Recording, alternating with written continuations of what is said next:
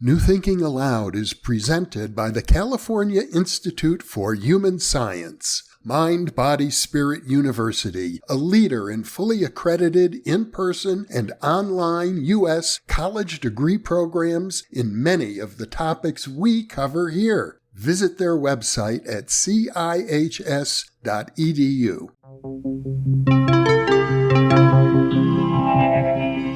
Thinking Aloud. Conversations on the leading edge of knowledge and discovery with psychologist Jeffrey Mishlove.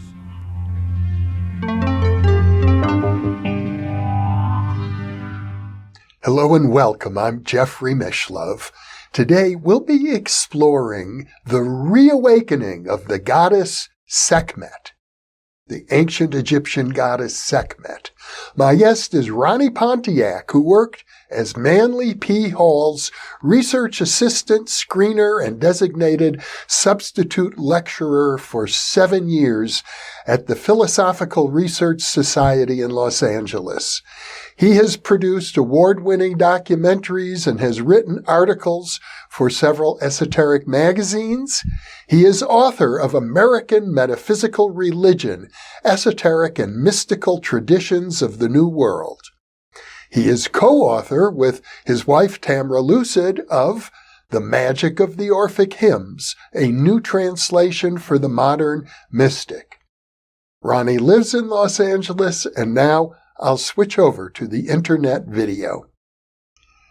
Welcome, Ronnie. It's a pleasure to be back with you once again. I'm always honored to be here and always enjoy our conversations so much, Jeffrey. Well, we're going to be talking about a topic which is very dear to my heart and I think dear to your heart, although most likely for most of our viewers and listeners, it's going to be quite obscure. But I think once they get over the obscurity of the goddess Sekhmet, they're going to find this a very fascinating excursion. And I think a good place to start, of course, is with the ancient Egyptian understandings of who was Sekhmet when she was very much alive in that culture.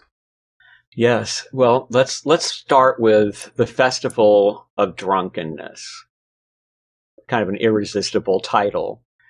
3,500 years ago in the Nile Delta, they had these huge festivals. Herodotus wrote that there were 700,000 men and women who would attend these things, but he was writing about 1,000 years later. He certainly intended to convey that these were massive festivals. And so it would begin with, for instance, the one from Bubastis, where Bast, the cat goddess, who had been a lion goddess, and Sekhmet, the lioness goddess, were both worshipped. And they would partake of the festival. So there would be a boat on which the priestesses of Bubastis would travel down the river to where the festival would be. And every time they would go by a town, the women, the priestesses, would flash the people on the shore and would taunt the wives with mocking them. So it was a party, sort of a Lake Havasu kind of thing going on there. And when they got to the festival, they had this amazing music, because it was all about music. Now, they did not have the amazing audio that we have today that allows a huge audience to hear everything. Instead, they were using voices, flutes, primitive harps, frame drums, and cymbals, and each of them doing kind of these local sounds and local music. And some would collaborate with others. Others would be off on their own, making dissonant sounds to the rest. But if you were to walk through all this, what an amazing experience to hear all this music combining and reverberating. And then young women would be serving intoxicating concoctions of alcohol, certainly, but probably with sedative and very probably with psychoactive herbs included, most likely blue lotus, which was sacred, as we'll see in the Sekhmet mythology. And so after a night of this kind of celebration, which included probably the first demonstration of free love in history, as everybody got drunk and did what they wanted, most people would be passed out. But in the hour before dawn, these red-robed priests would come out bearing a sacred boat. And in the boat was the cult statue, in this case of Sekhmet, decorated with flowers and jewelry and these luscious textiles. And on the prow of the boat hung this splendid lioness-headed golden aegis, which was a symbol of divine power. So now it's dawn, everybody's ready, the people are all sleeping and hardly anybody's awake anymore. And at dawn, as the sun rises, barrel drums are pounded and primitive trumpets blare and everybody is woken up. And there is the statue shining in the first rays of the sun, which must have been a glorious sight because these statues, as we'll see, were made to sparkle in the sun, the material they were made from. And so some said that they saw the statue move, that the eyes opened, that were closed, they heard it speak, and people were healed. People had religious epiphanies in the aftermath of this communal catharsis. So it was quite an event. And these New Year's celebrations were considered exorcisms of the evil of the year that was ending. And they were timed to the heliacal rising of the star Sirius. And so there's another mythology around Sirius and Sekhmet because of that. The festivals were also celebrated after military victories. And it was meant to calm down the fury of Sekhmet, who had this war goddess aspect. So that's where I like to start there, because that shows you how important this goddess was. And by the way, children were not allowed at the festival. No kids were allowed entry there. Now, Sekhmet herself, let's talk about her. Her name derives from Sekhem, which is the ancient Egyptian word for power. And they give it a female suffix. So it's female power is literally her name. And scribes would add her name to other goddesses to increase their power or to indicate that they were the same or aspects of each other, or sisters. They would call Bast, for example, Sekhmet's sister. She's usually shown as a woman with the head of a lioness, either standing or sitting.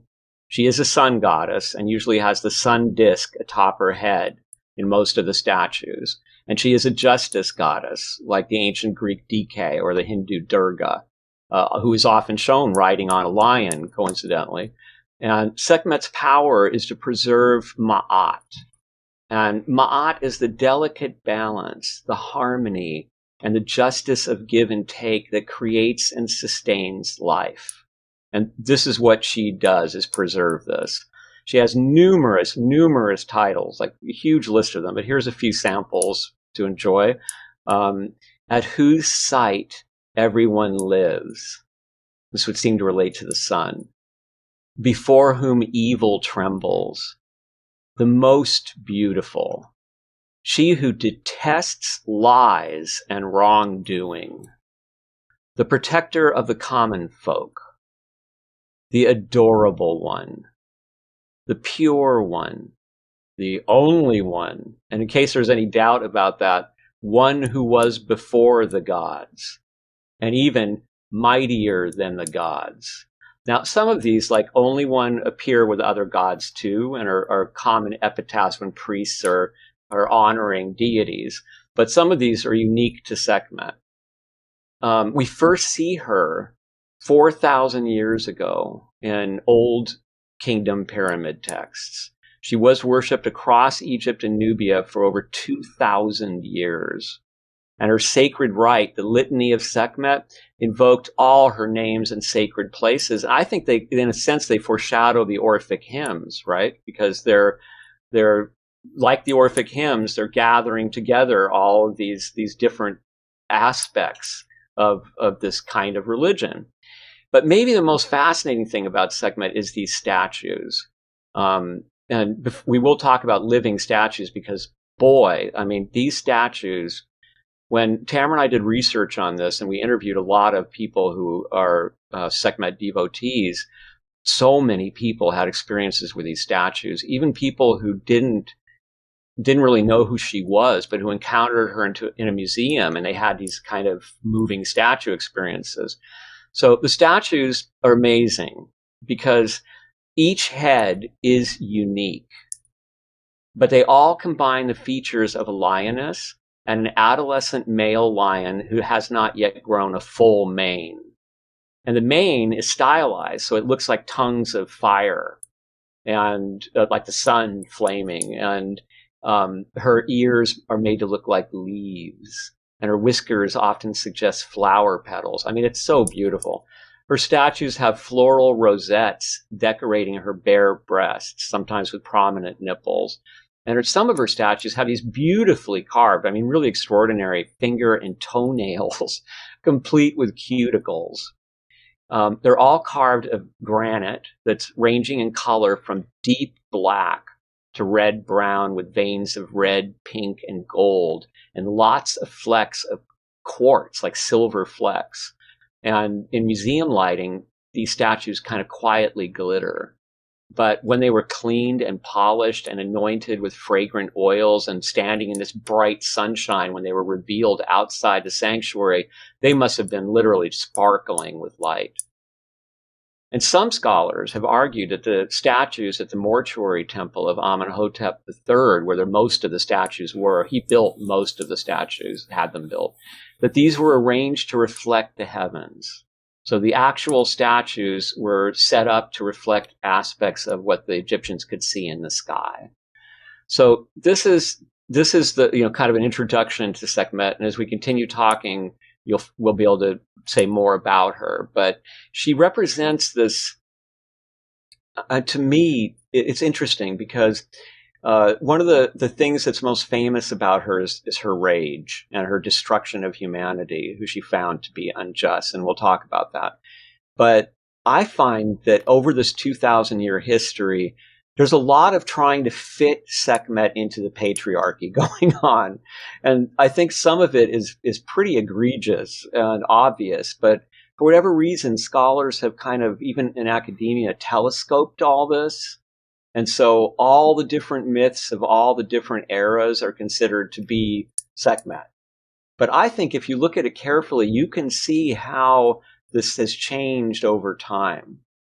And particularly when we look at Memphis and the Middle Kingdom, because when she first takes her full glory, let's put it, in Egyptian history, it's in the Middle Kingdom in Memphis, which was this incredible city in the Nile Delta, the Dial for short, and this was a city that was the religious capital at the time. And Heliopolis, which wasn't far away, was the political capital. And Heliopolis also worshipped Sekhmet, and both cities also worshipped Ptah, and in both cities, Ptah and Sekhmet were married. And Ptah was this very early Egyptian creator god. Sometimes he's shown as working with clay, and sometimes he is shown as somebody who created the world. They say first by imagining it in his heart, which was divine knowledge. Then he gave everything form, and that was the word, divine speech. And then he brought everything to life with his breath, and that was divine energy, and created human beings and wild creatures and cities and temples and religious ceremonies. But the interesting thing is that in Memphis, this may be the most wholesome trinity that ever existed, because here's this great creative father god. He's said to be the adored of Sekhmet and adores Sekhmet. And Sekhmet is a warrior goddess, but she's also a goddess of books and of romance and sexuality. And then their son in Memphis is Nefertem, which means beautifully complete. So he was known as he who is beautiful, or the water lily of the sun, or beautiful fragrance. And the blue lotus was his symbol, this hallucinogenic, beautiful lotus that grew on the Nile. And he was a god of healing and intoxication, usually shown as a lion-headed young man. So this really lovely little trinity. I mean, there's no tragedy in it. There's no widows. There's no sacrificed son. There's no vengeful father. It's a really nice family. And so it leads me to think that at that time in Memphis in the Middle Kingdom, people were living lovely lives. And so they could have a religion in which suffering and power were not front and center. But over in Heliopolis, it was a very different story. They did not have Nefertem in Heliopolis. Their son was called Mahis, and he was a lion-headed god of war who was carrying 2 scimitars, one for Lower Egypt and one for Upper. Well, needless to say, Heliopolis took over everything and became the capital of the Egyptian empire for a couple of thousand years. And meanwhile, Memphis sort of faded into obscurity, and the Memphis Trinity did not fare as well. Ptah was constantly given honors, but he was kind of wrapped up into Atum, into Amun, into Aten. I mean, whichever male god was the one that the priests were dominant with at that era, then he fit nicely as sort of part of that gathering. But Sekhmet was kind of reinvented, I think, as patriarchy unfolded, and I think we really see this in the New Kingdom.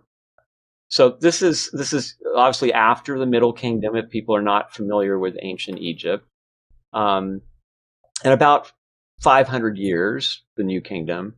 It's a nice time. It's fairly prosperous. There's war, but it's pretty good for Egypt. The big kings are pharaohs are Amenhotep III, the Magnificent, who ordered the creation of hundreds of statues of Sekhmet. Some say they were trying to fend off plagues because she had the power to bring or to end plagues.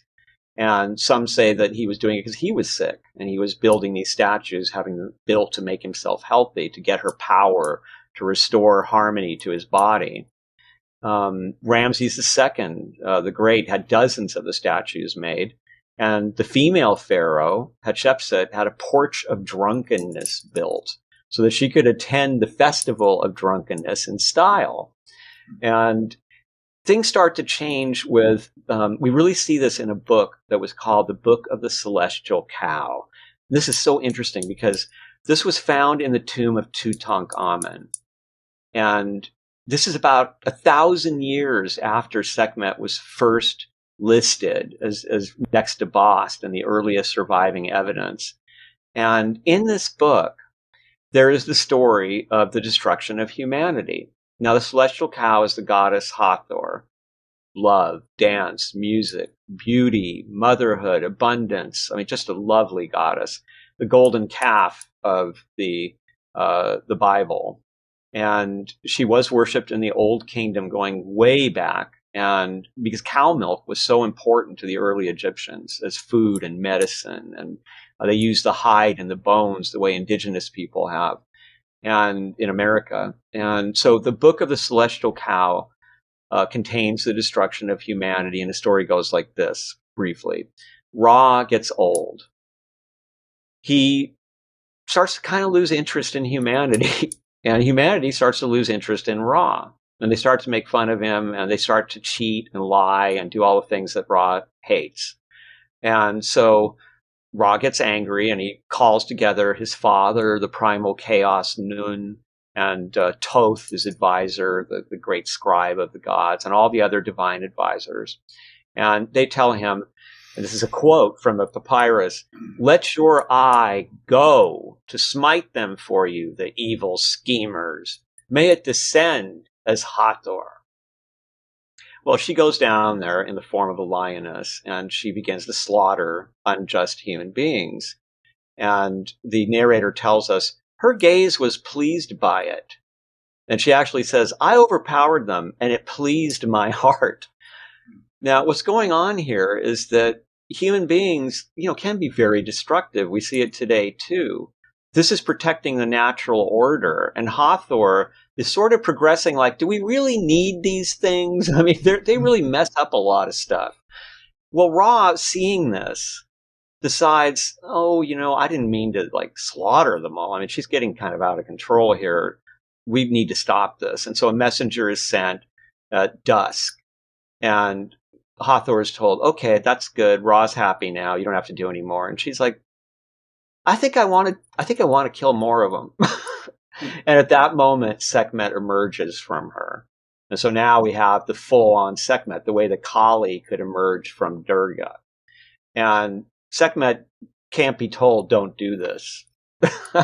She just starts slaughtering again, because to her, humanity, I mean, look, Ra said, slaughter the unjust. They're all unjust, every single one of them. So why don't we just end the experiment and start over? Well, Ra has to figure out what do we do? And they say usually that Thoth came up with the idea, which is, let's put out a whole bunch of beer and put into this beer pomegranate juice. Sometimes they say bloodstone dust, or just something red. So she'll think it's blood. And she sees it and drinks it, refreshing. And she gets drunk. She gets so drunk that she forgets that she was going to exterminate humanity. So now, well, she's kind of resenting being manipulated. But she returns to her father, and her father convinces her that she did great. It's okay, even though all the other gods are saying, well, it was not your fault, Ra. She's the one who went crazy. And then she becomes Hathor again. And now she's beautiful. And she serves them all drinks, inaugurating the ceremony that will be happening at the festival. So let's look at this for just a moment and consider what a horrendous father-daughter complex is going on here. This is a patriarchal father god who inflicts his rage through and on his daughter. And then when he's confronted with the extent of her murderous obedience to what he wanted, he is shocked and remorseful and blames her. And so do the other gods. And they decide to inebriate her without her consent. And now, when she returns, she is to be charming. And the description that her father gives of her sexualizes her. And now there will be this established tradition that women will be the servers of alcohol at the festivals of drunkenness. Now, this is the most seriously taken myth about Sekhmet, but I submit to you that when you've got Tutankhamun's tomb, you have the tomb of a pharaoh who was raised by a pharaoh who threw out all the gods except Aten, the visible sun. And is it possible that what we're looking at is a satirical piece, in a sense, of writing a la the Golden Ass of Apuleius for sophisticated aristocrats to enjoy, that is making fun of the incestuous foibles of the court, of the actual pharaoh, but is talking about it like it's Ra and Sekhmet, but at the same time is redefining Sekhmet, is taking Sekhmet away from this fearsome position of, now you human beings better be just, or, if there's a plague, back in the day, if COVID came around, you should be searching your hearts because Sekhmet's mad at you. You're unjust. You're not good humans. You're disobeying Ma'at. Now, she's fun. She gets drunk. Sometimes she's angry. So there are other scholars who have pointed out that this may be, lunar-shaped pools with red water in them were sacred to her. That is suggestive of women and their monthly fertility, and so there's all kinds of things going on with Sekhmet that are usually ignored by both academics and enthusiasts who worship her. As I recall from a lecture that you gave on this topic, Sekhmet actually forecast, in effect, in this myth, after she had been tricked by Ra to drinking the red-colored beer and fell asleep, she vowed that she would yet have her revenge on him for that trick. Yes, that's a lovely, more contemporary myth. I don't know how old it is. It might be fairly recent, but it says that so she's upset, and there is an old myth that it's based on. The old myth is that she was upset at Ra, and so she left Egypt, and so the sun was not so bright anymore, and the crops wouldn't grow, and they had to beg her to come back to Egypt and bring the sun back with her. I think it's based on that, but this myth is that she says to the other gods, I know what you did to me. And no. So there will be a day when all the gods, even Ra, will be forgotten. But I will not be forgotten. And so the other gods say, well, how are you going to not be forgotten if we're all forgotten? And then she turned herself into all the domesticated cats throughout time. I love that story. It's really lovely. And the funny thing about it is that it really it reminds me of a quote by William Burroughs, of all people. But, he loved cats, and he was very interested in Egypt. And he left us this quote from his book, The Cat Inside, that I think is very important in understanding Sekhmet and Bast. Quote, evidence indicates the cats were first tamed in Egypt. The Egyptians stored grain, which attracted rodents, which attracted cats. No evidence that such a thing happened with the Mayans, though a number of wild cats are native to that area. I don't think this is accurate, he says. It is certainly not the whole story. Cats didn't start as mousers. Weasels and snakes and dogs are more efficient as rodent control agents. I postulate the cats started as psychic companions, as familiars, and have never deviated from this function, unquote. William Burroughs could be a softie sometimes. Well, I gather you concur with him. Mm-hmm. I do too, as well. And so, of course, many cat fanciers are fans of Sekhmet. We should discuss how popular. I mean, this is the thing that's amazing to me. I am one of the people who first saw Sekhmet in a dream long before I'd heard or run into anything about her. And this was in the early 80s, before anything was out there, really. Very little was available. I mean, this is the interesting thing about Sekhmet. She was kind of just dropped out of history after 2,000 years of being this influential protector of the pharaoh, and her red cloaked priests were healers. They were like shamanic doctors who would go out with more practical doctors to heal people. And she suddenly just vanishes. I mean, she may be the red harlot, the Babylon in the Bible, because her priests wore red, but we don't know. Mm-hmm. And for hundreds and hundreds of years, especially in the West and in the East, you would never have heard of her. Only in Egypt might you run into her at a shrine or something. And in 1798, I think the revival begins. And it starts out with Napoleon, because he's in Egypt stirring stuff up and taking things with him back. And then in the Temple of Mut, he finds these lion-headed statues, and he brings them back to Paris. And so after Waterloo, the British say, we want all that stuff for our new British Museum Egyptian collection, which was mostly the Napoleon collection. And so they brought these Sekhmet statues in 1801. And they were immediately put in the basement and covered because they were considered obscene because of the bare breasts. And just the idea of this powerful lion-headed deity with bare breasts, I mean, it was a scandal. Demonic.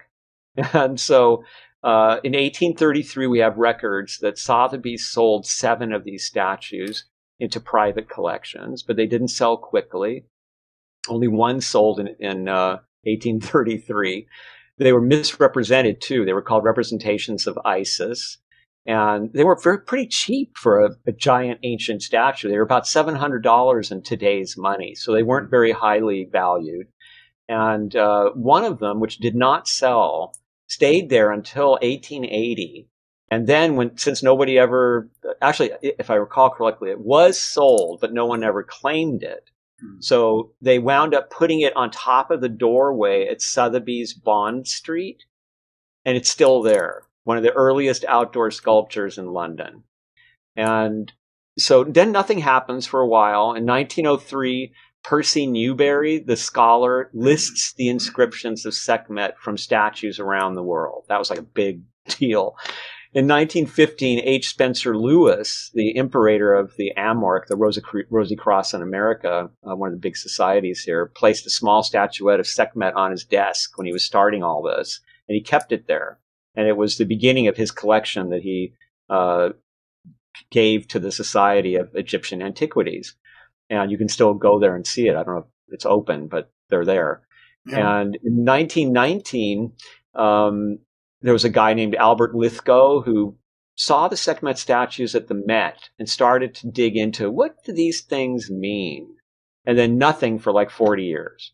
In 1958, the very melodramatic Italian fascist misogynist Julius Evola mentioned Sekhmet briefly in his book Metafisica del Sexo.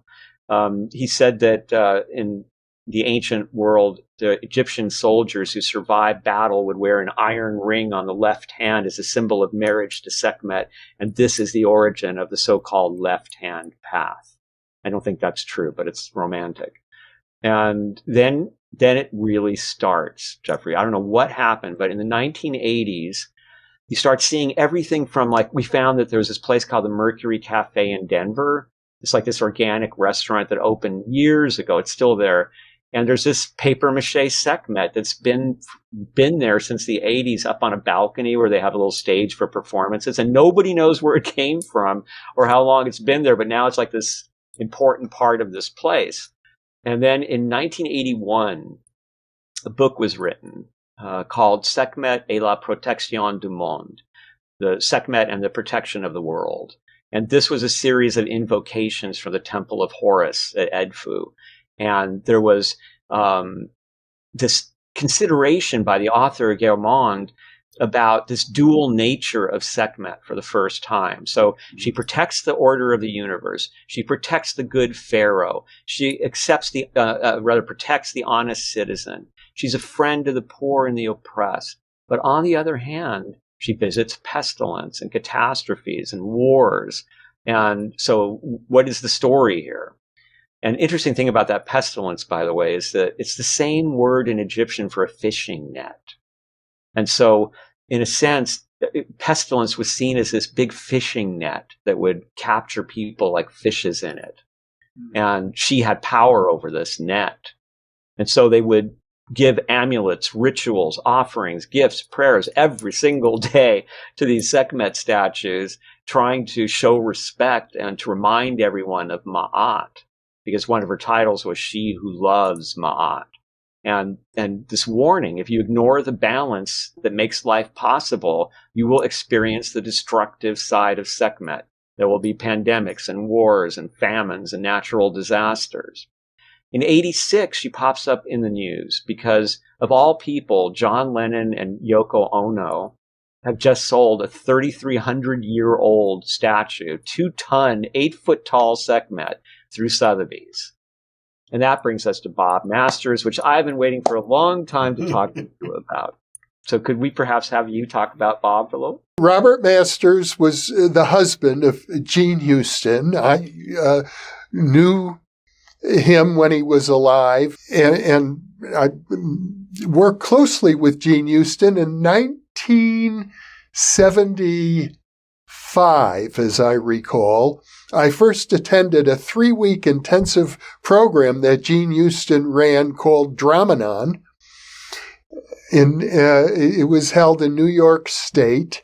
And it was then that she shared with me the work of her husband with regard to Sekhmet. So, yeah, I first learned about it in 1975. Wow.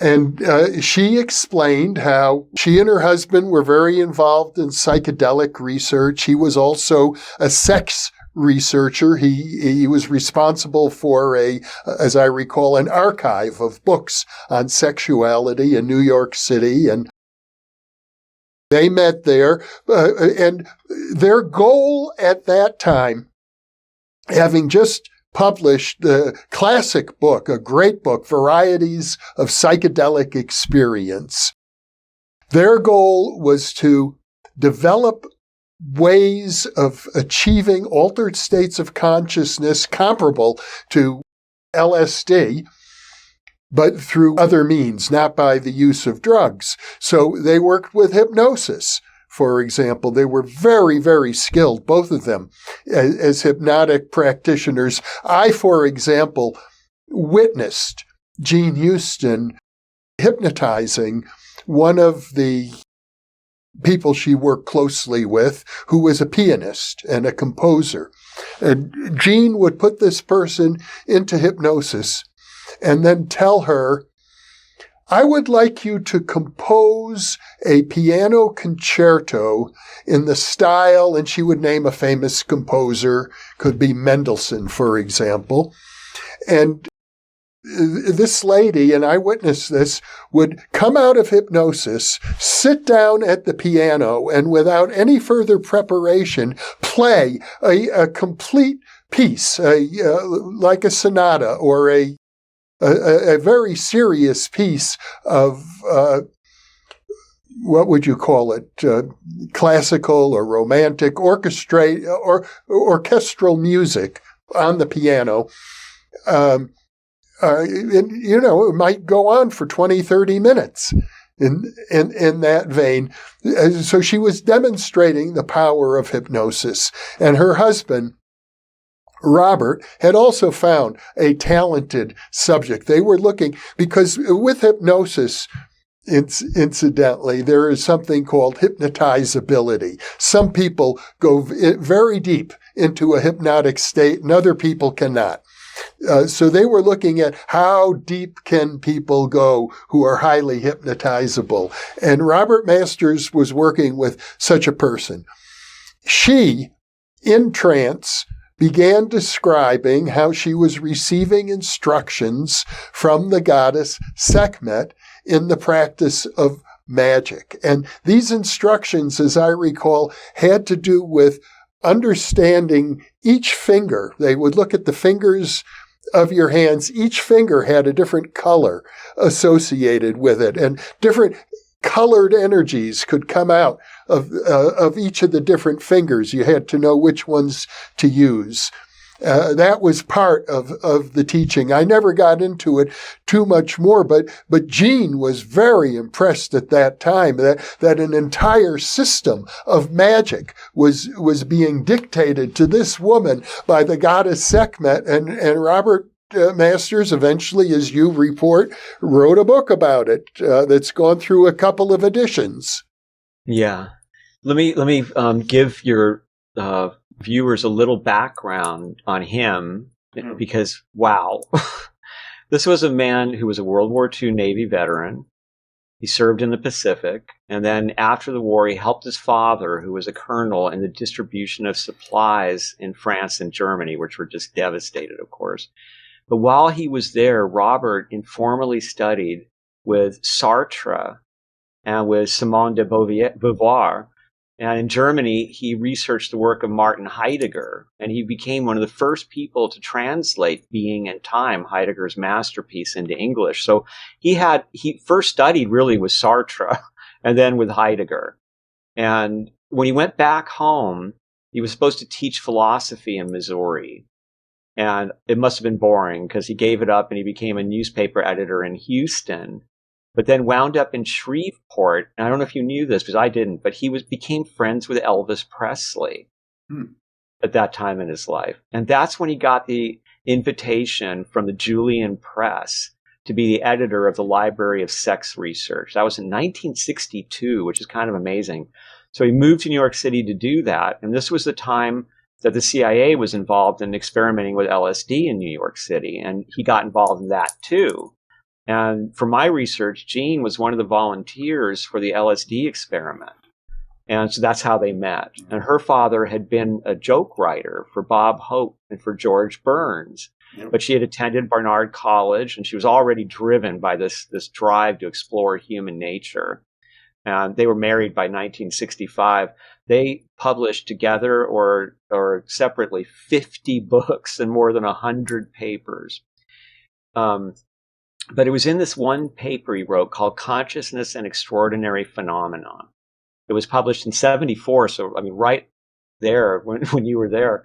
And it was republished in a book called Psychic Exploration, A Challenge to Science, which was co-edited by Edgar Mitchell, the Apollo 14 astronaut who walked on the moon. And in it, he describes this experiment, as you were saying, and the helper was Michelle Carrier, an artist. And I guess she had seen a Sekhmet statue somewhere and it impressed her. So when she went into trance, suddenly she was transported into the world of Sekhmet. And she had had experience with hallucinations, archetypal worlds. And she said she had never seen anything so real, ever. More real than reality, more real than any dream. And so she was really excited about it, which got him excited. And she would do these drawings of Sekhmet and of the temples that she was seeing. And the teachings developed from those drawings and from what she was reporting. And she was also a student of Jung's psychology, so it really helped for her to understand. She believed she was entering the world of archetypes, or what Plato would have called the forms. And so he wrote, I've got a quote here that's so cool. He said, he called her the research subject, and said, over a period of more than half a year, experienced herself as receiving training in magic, as you said, from an Egyptian deity, the goddess Sekhmet. Her experiences are related in terms of the possible activation of an archetype.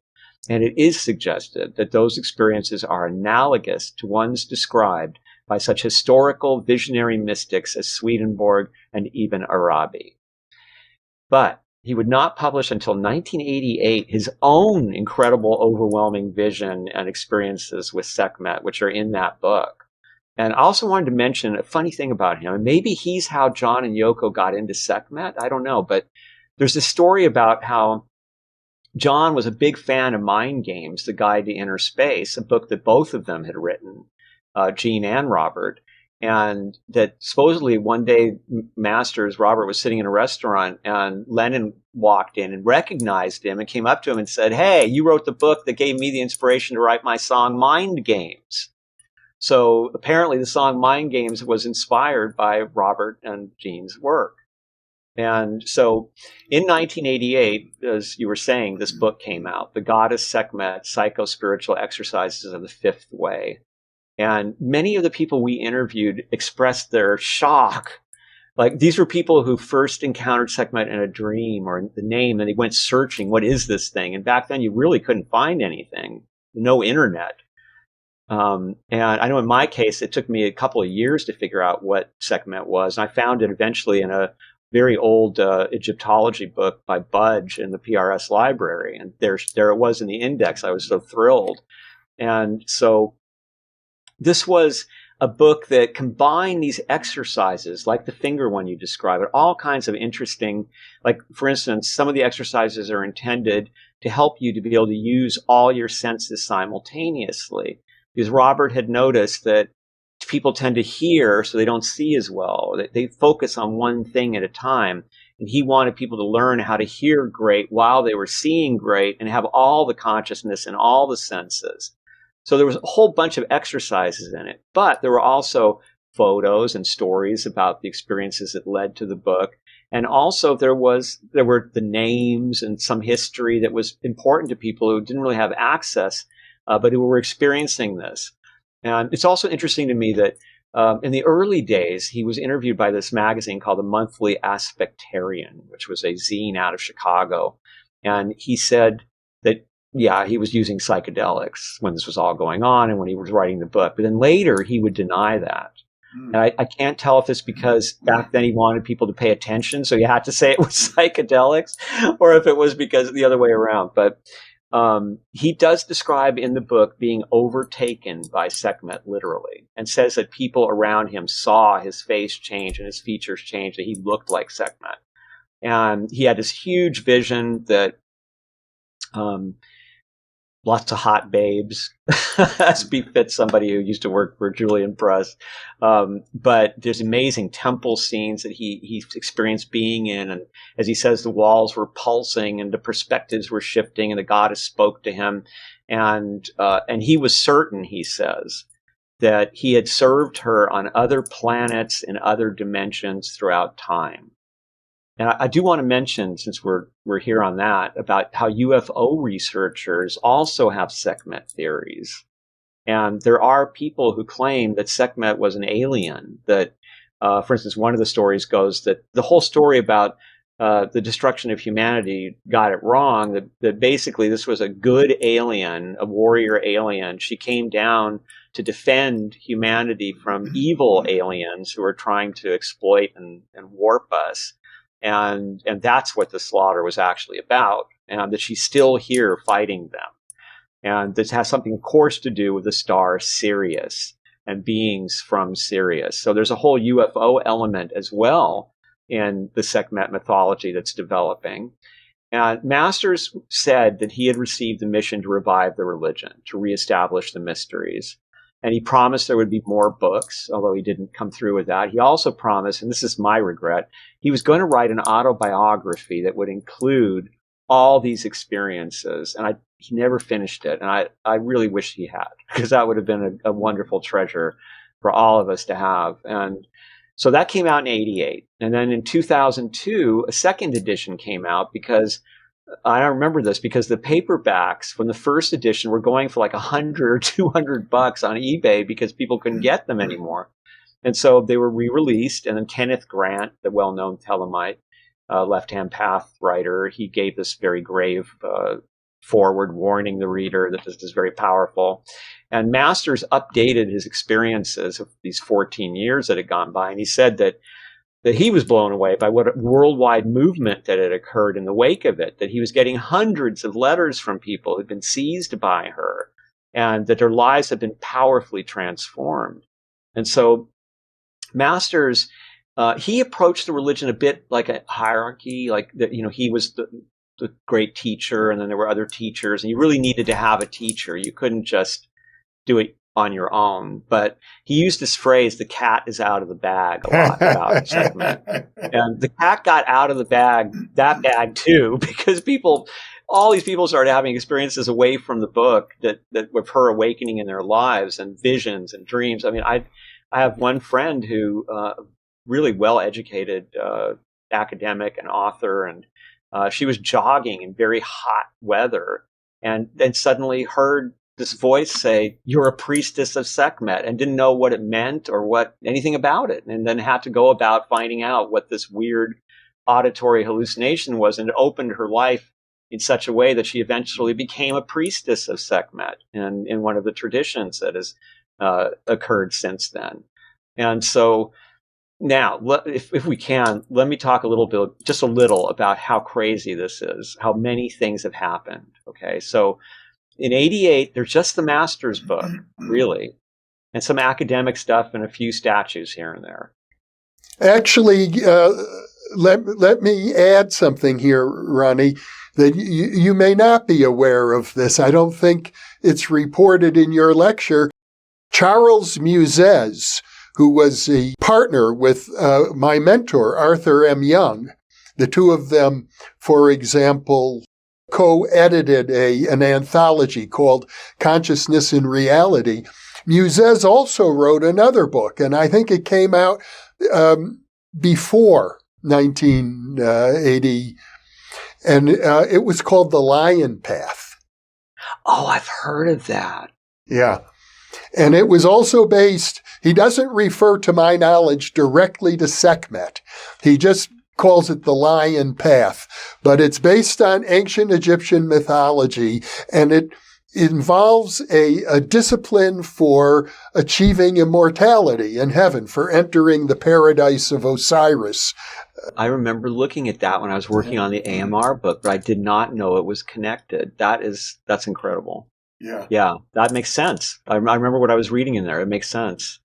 And I know there are still followers of the Lion Path. So let me give some less dignified ways that Sekhmet has become popular since the 80s.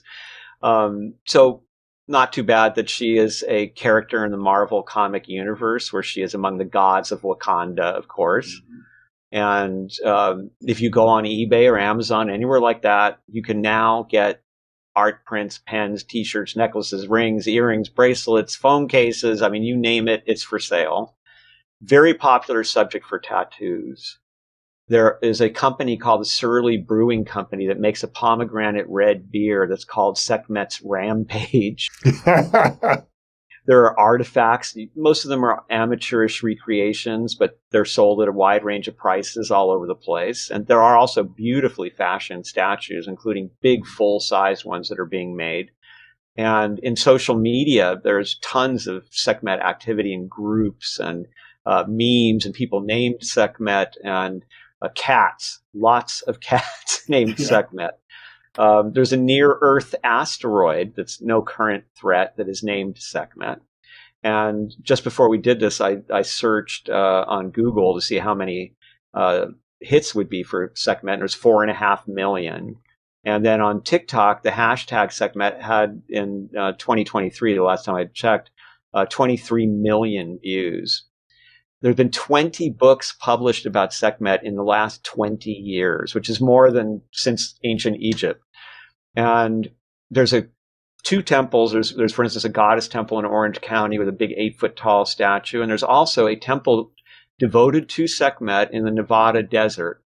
I've been there. Near where they used to do the nuclear bomb testing, which is kind of appropriate and amazing. Yeah. Mm-hmm. And then even the ancient statues are multiplying because we're finding more and more of them. So we just found, like in 2017, 66 new big black granite Sekhmet statues. And then a year later, another 6 were discovered. And then we've also had this revival of Egyptian religion. Our mutual dear friend, Normandy Ellis, I think, with her Egyptian Book of the Dead translation, The Awakening of Osiris, and just what a beautiful scripture. Mm-hmm. She kind of starts this beautiful movement of interest. And then you have people like the amazing Fellowship of Isis, the Isis Oasis, Lady Olivia Robertson, who was an Irish aristocrat and the cousin of Robert Graves, who did I, Claudius and the White Goddess, appropriately. And she started this fellowship, which is now a worldwide religion with ordained priests and a maintained lineage. They've got dedicated buildings in 14 countries, robust online resources, and they claim to have 24,000, 25,000 members.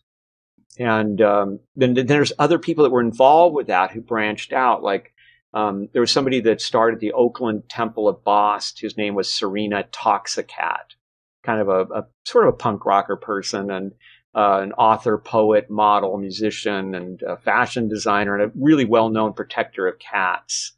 And then our Nikki Scully, who is someone that you know, and who wrote a book that was important in helping people understand Sekhmet, called "In the Belly of the Lion." Is that it? I just slipped out of my mind. But her husband was Rock Scully, who was a manager of the Grateful Dead, and she is among the people who had interesting experiences at the shrine of Sekhmet. And then there's Tamra Suida, who's an amazing Egyptologist and the founder of Kemetic Orthodoxy in 1988, the same year the first Sekhmet book came out. She's been pharaoh ever since, and she's a really unique combination because she is an initiate of voodoo, Haitian voodoo, and she's an expert academically on Haiti and also on ancient Egypt, but she also is a practitioner. So she has bringing both sides of the understanding to the table. And in 1994, Kemetic Orthodoxy was recognized as a religion by the U.S. government so that veterans could have appropriate gravestones according to their beliefs. This is huge. I mean, these 3 women, more, 3-4 main women, and then all the other people who were working with them, really created this incredible revival of Egyptian religion. And then within it, the Sekhmet revival is to me, the most dramatic example of going from utter obscurity to just massive visibility. Incidentally, Normandy Ellis and Nikki Scully have both been interviewed on New Thinking Aloud, and I'm going to link in the upper right-hand corner of the screen to some of those interviews focusing on the ancient Egyptian shamanistic culture, and for people who want to delve more deeply into this. That's great. Yeah, I highly recommend both of them. Really enjoyable. So I do want to spend a little time talking about what's going on here. But before we do that, I want to talk about living statues, because this is really a trip. So in 2021, a paper was published in academia that was titled "Seeking Sekhmet, the Veneration of Sekhmet Statues in Contemporary Museums," unquote. And the whole point of the article was is it okay to present these things as secular art when people are coming here and worshiping them? And when we were doing our research, we found so many devotees who said, oh yeah, I bring gifts to the statue in the museum. Or some people, the first time they saw a statue, they fell to their knees. They didn't care what other people thought, and they just wept in front of it. And so the museums have actually given people training on how to deal with people reacting to the Sekhmet statues, which is pretty amazing. And so in 2023 on TikTok, there was a tourist photo that really became viral. And it purported to show a phantom ancient Egyptian priest attending a statue of Sekhmet in a sanctuary in Egypt. And the statue itself even seemed to be turning and opening its mouth. It looked completely different. Now, we don't know. I mean, with AI and with all the digital manipulation, the only conclusion we can really draw is that Sekhmet became popular enough to be the subject of clickbait, right? But this is a story that Tamra and I found repeated over and over again. And also Normandy, who has led many groups there to that shrine, also said to us that she has witnessed, and the people she has brought there have witnessed, these strange experiences of eyes opening or the mouth speaking of these statues. So that would not have been any surprise to the Neoplatonist Proclus, who wrote about what he called ensouled statues, and said that the way the Egyptians built their statues, I mean, every step of the way, from picking the stone and everything, the lathe and polishing and shaping, everything was done with the idea of ensouling this statue with the presence of the god. And they didn't even need to move or speak. They, just being there, they were this constant connection. And it's not that different from a cherished cross, that reminds a Christian of Jesus. You have a statue that reminds you of the deity, that they're there present in your lives and they're watching just as the statue is there.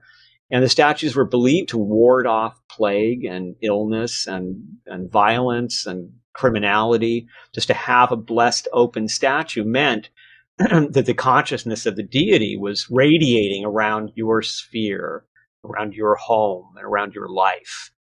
And so the other interesting thing is these statues that were given all that attention, the hourly attention, these are the ones in the museum that are now attracting people like this. Even in the ancient world, they were said to do very unstatue-like things. Like one Roman author tells of a statue of Hecate in Ephesus, and while her torches were being lit in preparation for a ritual, people saw her looking around and laughing joyfully. And Angela Voss, a wonderful scholar, she's written about these living statues too, and she tells a story that Pausanias tells from the 5th century about a champion named Theogenes. And he made a lot of enemies. He was very arrogant. And when he died, one of his enemies came to Olympia and whipped his statue. But the statue fell off its plinth and killed the guy. So, if you can believe it, Olympia prosecuted the statue and charged it with murder. And it was found guilty and it was drowned off the coast. And then all the crops failed. So they sent off to the oracle at Delphi, what happened? Why are the gods angry? And they were told, because you abused that statue. So the fishermen dug it up from under the sea and they brought it back and they cleaned it up and they put it in a place of homage. And then all of a sudden, everything was nice again. And they made many, many statues, little ones people could have at home, because people said that these statues could give you health and give you good fortune. Now, the concept of a living statue extends to human beings, because the Egyptians had this idea, not just human beings, that there were living images. So, for instance, in the temple of Horus, there was a falcon kept. And that falcon was the living image of Horus. It was just the greatest falcon ever. It was the perfect falcon. And Pharaoh was supposed to be a living image of the god. And so Pharaoh had to be perfect. He had to be, and how do we define this perfection, by the way? It's to be like the sun, to be bringing light and warmth and support. The way if you're struggling in darkness and then the sun comes up, there's all of a sudden joy in your life and you feel the relief. And if you can bring this into the lives of others, and if you can do that to a whole culture, then you are a living image. And this is the great goal. And that's the lion path that you mentioned too. That's the path of immortality. So each of us is challenged in a sense with being this living statue, this living image. And then that brings us to, I think, some deeper considerations about this. And she's been presented, Sekhmet, as the top killer, the apex predator, because she is the only invincible one. Like she's the one that no one defeats. And is she really just an avenger of injustice in this way? I mean, is there a more complex idea hidden here? And I think that there is, because Sekhmet protects and destroys the individual in order to clear the way so that the next generation of contestants can come in and have the game of life. And so there is this impermanence in this world that is what keeps it going. And this impermanence drives individuation. Now, why would individuation be important to Sekhmet? Well, her hieroglyphic represents House of Horus. Horus, the falcon god, is the young hero who restores justice.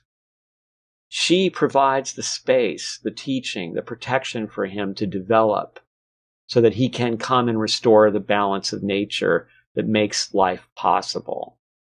So she is protecting individuation. And Edward Butler, who is the director of polytheism studies at the New School University, I think argues very persuasively. I'm going to quote him here. This is the true sense in which Sekhmet is the guardian of Horus. She guards the possibility of absolute individuation, the possibility for an individual amidst the vicissitudes of mortal being to become who they truly are, end quote. I think this is part of the reason that she is so appealing to people. I mean, obviously, a picturesque goddess, a lioness, bare-breasted, a beautiful statue. I mean, and for cat lovers, it's catnip. And many people think that's why she's become popular. It's just, what, cat lovers and Sekhmet? It's going to happen. But I have found in my own experience, the people that we've spoken to, but even before that, when Tamra and I went on tour, for example, with our band, and this is when Sekhmet was not popularly known, and we ran into musicians, like punk rockers and stuff. People we never would think who had Sekhmet tattoos. Like one person who really loved Tamra's lyrics and who was sort of a mentor to her was a man who was an assistant for both William Burroughs and earlier than that for Allen Ginsberg for many years, and a brilliant poet himself, Randy Rourke. And he was so helpful to our band and to her and really encouraged us to understand. Like he turned her on to Gertrude Stein because she liked repeating things in lyrics and it helped her to develop her talent. And then we found out that he was totally into Sekhmet and had a big Sekhmet tattoo and had a Sekhmet on his altar. And this kept happening to us where we would run into these Sekhmet people out there. And they were all people who were individuating, who were doing incredible, unique things and were eager and loving life and just really going for it, and really noticed that about it. Now, I think that this is in part because I would consider, Sekhmet is obviously a revival of the divine feminine. And this is happening in many ways now, not just with Sekhmet. But I also think that Sekhmet appeals to what I would call the vanguard of post-patriarchy. Because we have a patriarchal system, a world that is slowly trying to evolve itself past that and into a more pluralistic and more tolerant of diversity kind of world. It's the difference between, there's, I won't mention anybody, but there's authors out there right now on the Christian side who are warning readers that there's no stopping pagan America and it's going to be horrible for everybody because there's no morals and or all be victimized. And it's because there's only one true religion and all these other ones are. We have to grow beyond that. And what's exciting to me about the people who are so excited about Sekhmet is that they have taken the province of all humanity's history and all humanity's religious and spiritual experiences, and have found there what speaks to them. They're not afraid. They want to know what the ancient Egyptians thought, and they find in it something that they get healing and inspiration and courage from. And many of the Sekhmet devotees that we interviewed were major trauma survivors and who became strong people who wound up working to help other people. Like one we interviewed was working with prisoners in prisons to help them with trauma because of Sekhmet. And it brought her to that. And so this waking up to our common spiritual heritage as human beings, I think, is the answer to what we're facing politically and in all other ways, the challenges that humanity is facing now, because we need spiritual inspiration. But when that inspiration is given in a way that turns people against other people, that takes entire civilizations and condemns them as being simply wrong and evil, therefore, this is a blind spot that causes terrible damage. And so I'm excited by this incredible revival of Sekhmet as an example of people having the courage to take up Ralph Waldo Emerson's famous statement in Nature, which I won't be able to quote to you exactly, but which where he said, "Why can't we have our own revelation? Why can't we have a direct relationship with the gods? Why must we do it through a priest or a church or something like that?" And then finally, I want to say that I think there's even another deeper level here, which is Sekhmet was said. One of the things that people who don't like Sekhmet, they always bring up the vampire thing. You know, that she was killing everybody and drinking blood, so therefore she's the goddess of vampires, and which is to really misunderstand what Sekhmet was about, and probably to misunderstand a piece of literature that wasn't intended to be taken so literally. But there's another thing that people have pointed out that disturbs them, which is that she has these, they call them emissaries or killers or wanderers. And this word, wepweti, which means emissaries, it could be related to the jackal god, Wepwawet. And these killers are supernatural beings who they will kill the living or the dead if the balance of the universe requires it. So there's a text that reads, "O Sekhmet, for whom heads are chopped off by her messengers, who is at the head of her wanderers." But see, isn't that us? Aren't we the wanderers? Aren't we the messengers? Because we bind and destroy. We are bound. We are destroyed. We bind others. By living, we destroy. We destroy the vegetables we eat and such. And ultimately, our creations are destroyed, and we are in this realm of impermanence. So in a sense, aren't we all really Sekhmet's wanderers, Sekhmet's messengers, Sekhmet's destroyers? Because that's what we do. We go out into the world and we end things, or we can. And if we are in alignment with Sekhmet, we do those things in a way that makes life flourish. And so another thing that I found amongst Sekhmet devotees that was beautiful is the love of animals. And so many rescuers of dogs and cats, I mean, really extraordinary rescuers doing incredible works of mercy for animals into Sekhmet. So there's some good things happening, I think, from people who are worshiping this way, and the doubts that afflicted the mid-20th century about these kind of practices, that they were bricolage or that they were just kind of fantasies that would dissipate. They would ruin civilization because people will be isolated and everybody will be practicing their own little thing and there won't be any unity. None of that has happened. There is unity. These things are working. When people are facing death or illness in their lives, Sekhmet is a great source of healing and comfort to those people who believe in her. And so we don't need to be afraid. We can open ourselves to all these different ways of viewing the same mystery. Because I believe, as Manly Hall taught, that all these names, all these myths, all these images are all telling the same story. but they seem very different because they come from different places, they come from different times, and from different ways of expressing ourselves.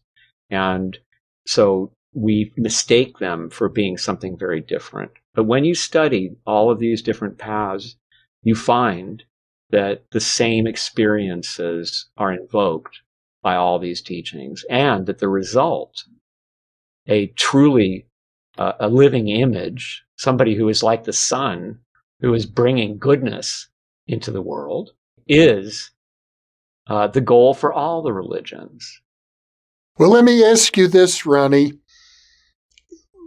What or who do you think Sekhmet actually is? Do you think, for example, that Sekhmet is an autonomous being who exists in hyperspace and has the powers of a deity? Or is she an archetype or an egregore created by human beings? Let's say, in case no one knows, some people don't, an egregore is a thought form created by a community and can take on a life of its own, and supposedly can manipulate human beings in order to achieve its own goals, which are its own power and its own elevation. Personally, I mean, I've studied the history of the terminology, and it's been twisted quite a bit in what I would call recently, because it wasn't that. It had other things. We're not here to talk about that, but it was quite different. We could do a whole other program on egregores. Very well do that, yes. Yeah. I don't think that egregores pass the test of Occam's razor, myself. I think that we have plenty to worry about without that.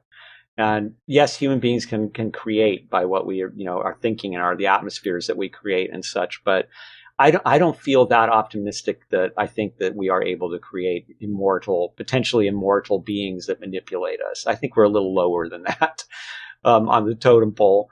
But I think that so what is this? One way that you could look at it, and I'm not saying that this is it, but it's an interesting way to look at it, is that when I read all of her liturgies and all of her names and these things, it's very obvious that a lot of what's said about her could apply to the sun. But I don't think that the Egyptians were very sophisticated. The god Aten was the physical disk of the sun to them, but that wasn't the whole story, because the sun, just like us, had more souls than one, and including at its depths this totally holy, creative, immortal presence, this consciousness. So if the sun is this conscious being, actually, that is involved in this whole process of creation, because we know that everything in our solar system came from the matter that came from the sun. And the sun every day makes it possible for us to live, for plants to grow, and everything. So evolution is the story of the sun, as the seasons that the sun gives us, as over millions of years created this incredible experiment. So maybe there is a soul of the sun, and maybe Sekhmet is the name that they gave the soul of the sun, of this fiery energy of creation and of light. And so that's one potential way of looking at it, I think. And the thing that makes it difficult for me to intellectualize it is this: for all the studies that I've done, I don't run very often into gods that show up in a bunch of people's dreams before they know who they are. That is really stops and makes you think that there is something living going on here. There is some kind of a consciousness greater than our own. And I know that for myself, when I discovered all that, this became such a big part of my life, exploring this and the people I've met, and what an adventure. And I will say that I do truly, honestly believe that I had a living image cat in my home, which is a cat temple. And that made me have a bhakti, like adoration for divinity, that I've never had before. At times, I've been able to feel that. And I've often thought to myself, I didn't remember Sekhmet. Sekhmet remembered me. And when you're in a faith of crisis, that is powerful, that a deity you've never heard of said, hey, Pay attention. And so many people describe that experience with Sekhmet. So it is some kind of, or is it a great awakening? Like I said, it's the vanguard of the post-patriarchy. It's what Blavatsky would have said, the new root race, right? There's a new root race that's coming out now, a new religion. And I don't know. I definitely think that Sekhmet is a huge inspiration to people who are doing a lot to get the world past the curse, really, at this point of the patriarchy. And at one time, the patriarchy wasn't a curse. But I think that at this point, it is something that is being outgrown. And it's a painful process of growing.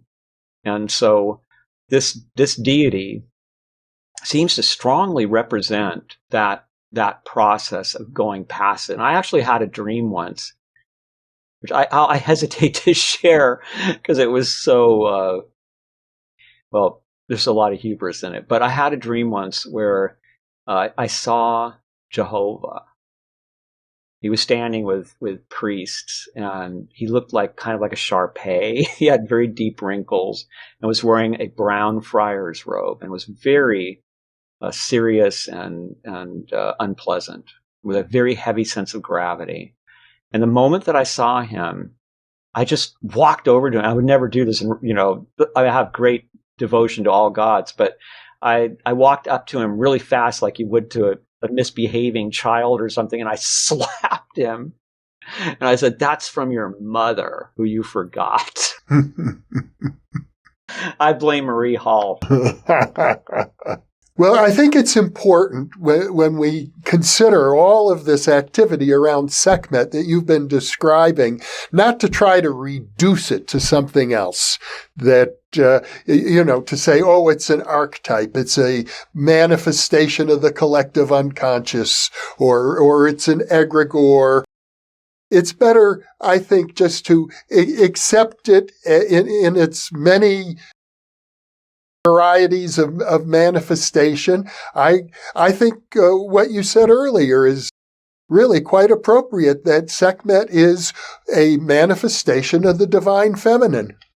Yes, absolutely. And in a return of, I mean, for instance, consider Isis, and there are Egyptian leaders in the Egyptian spiritual community who say to Sekhmet followers, maybe you'd be better off with Isis. Maybe we're better off with Isis. Because, for instance, the occultists who do believe in egregores, I've even had them say in my presence, listen, we don't want to wake up in an ancient Egyptian war goddess who's an apocalyptic, destruction monster. But the thing is that this mystery, like all mysteries, I would apply this to anything, to even very familiar terminology like Jesus Christ. These words fool us into thinking that we understand, and then they begin to put blinders on us. The words are convenient, but they do not capture the reality. And it's very important that we learn to be okay with suspense and with doubt. That we understand, we may never fully understand this. It's like Blavatsky used to say, with our simian brains, you want to understand God? Well, Ronnie Pontiac, once again, a delightful excursion into an ongoing phenomenon.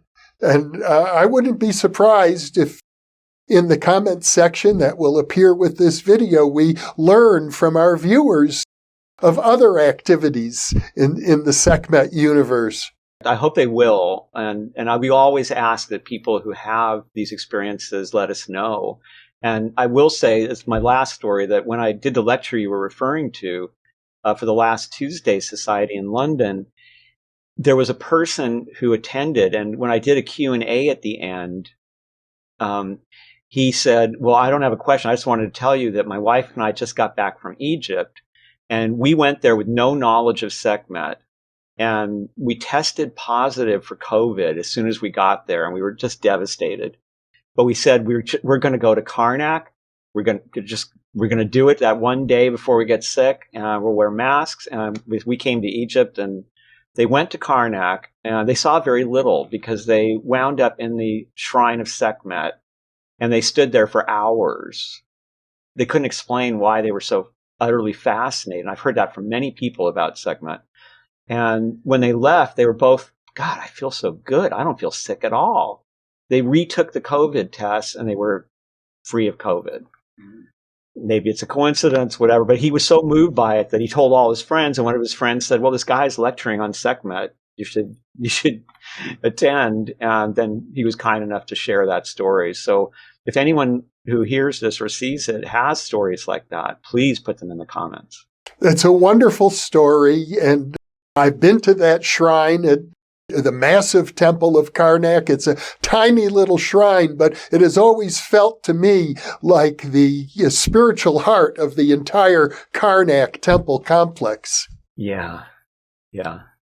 Normandy Ellis says that so many things that she has witnessed happen in that little room. Well, once again, Ronnie, thank you for being with me. And of course, I look forward to many more discussions with you. Oh, me too. Thanks so much. I'm so happy to get to talk about Robert Masters with you. It was wonderful. I agree. And for those of you watching or listening, thank you for being with us, because you are the reason that we are here.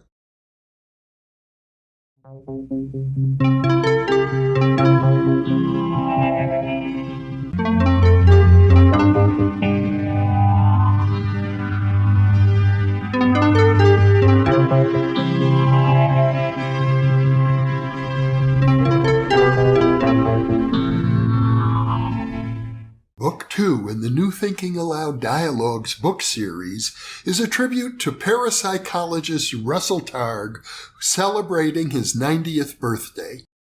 You can now download a PDF copy or order a beautiful printed copy of issue 6 of the New Thinking Aloud magazine.